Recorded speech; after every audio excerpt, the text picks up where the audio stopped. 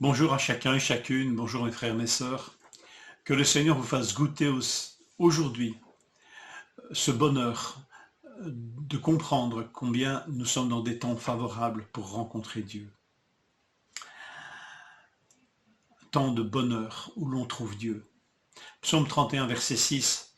C'est ainsi que tout fidèle te prie au temps convenable, et si de grandes eaux débordent, elles ne l'atteindront pas. Je lis ce même verset dans la traduction de Darby. C'est pourquoi tout homme pieux te priera au temps où l'on te trouve. Certainement en un déluge de grandes eaux, celles-ci ne t'atteindront pas. Quel est le temps favorable pour prier d'après ce psaume 31? Mais c'est le temps où l'on trouve Dieu. Et nous sommes dans ce temps. Cela nous renvoie en fait au texte d'Ésaïe 55, verset 6. Cherchez l'Éternel pendant qu'il se trouve. Invoquez-le tandis qu'il est prêt. Que le méchant abandonne sa voie, que l'homme de rien abandonne ses pensées, qu'il retourne à l'Éternel qui aura compassion de lui, à notre Dieu qui pardonne abondamment.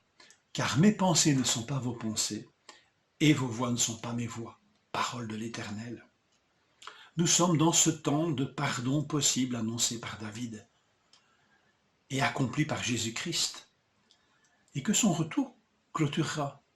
Au retour de Jésus, ce ne sera plus le temps favorable d'invoquer le pardon de Dieu. Mais aujourd'hui, nous sommes dans ce temps de pardon possible et de bonheur retrouvé pour l'homme qui peut retourner vers Dieu et le trouver.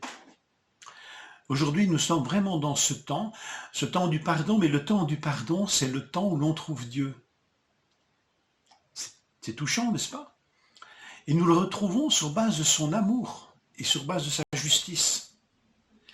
Le péché, en fait, qui est une rébellion contre Dieu qui vise à prendre sa place, en fin de compte, nous prive de l'un et de l'autre, nous prive et de son amour et de sa justice.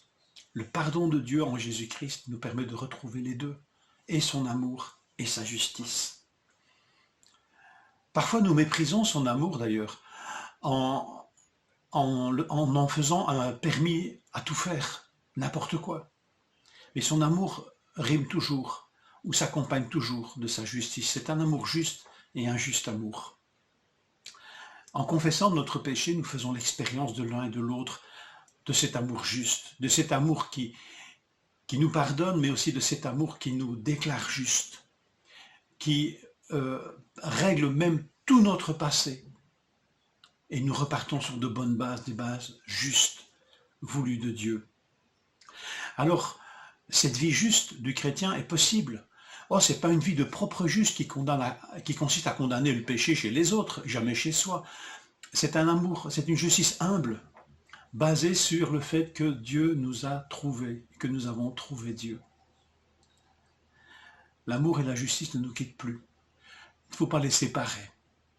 En séparant l'un et l'autre, c'est encore une fois ou le permis à tout faire et faire n'importe quoi, ou de l'autre côté, c'est le danger de la propre justice et de l'orgueil.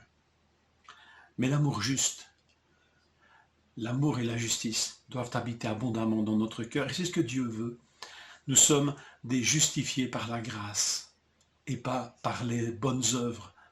Ça ne veut pas dire que Dieu n'a pas préparé des œuvres bonnes pour que nous les préparions. Mais nous avons trouvé Dieu, Dieu nous a trouvés sur base d'une justice qu'il nous donne par son amour. Justifiés, pardonnés par la foi en Jésus-Christ, alors nous sommes heureux.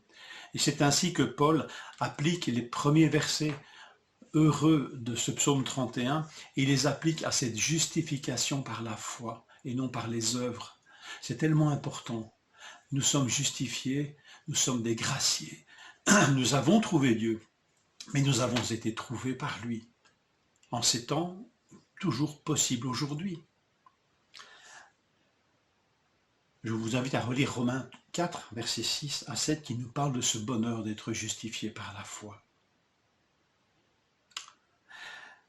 Sommes-nous heureux d'être en ce temps?